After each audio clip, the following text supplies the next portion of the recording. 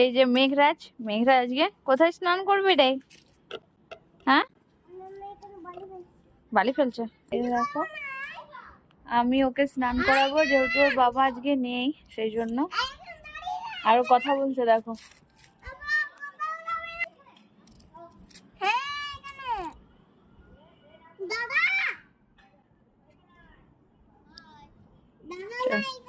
চলো ঈশানের সাথে পরে খেলবি, এদিকে স্নানটা কর।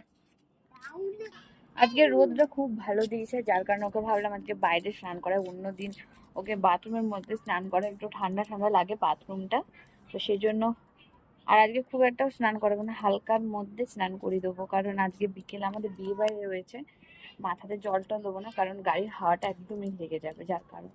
চলো এখন আমি ওকে স্নান করাই।